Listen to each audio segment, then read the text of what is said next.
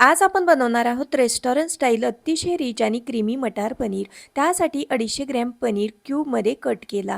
कढईमध्ये पाणी घातलं, त्यामध्ये पाव चमचा मीठ आणि पाव चमचा साखर घालून 1 वाटी मटार 2 मिनिटासाठी वाफवून घेतले. 2 मीडियम आकाराचे उभे चिरलेले कांदे थोडंसं तेल टाकून परतून घेतले. त्यामध्येच लसूण, आलं, काजू, टोमॅटो थोडंसं मीठ घालून 2 मिनिटासाठी वाफवून घेतले.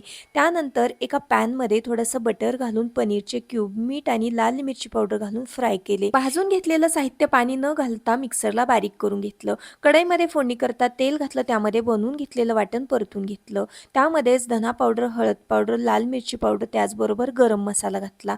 पाणी घालून मसाले परतून घेतले.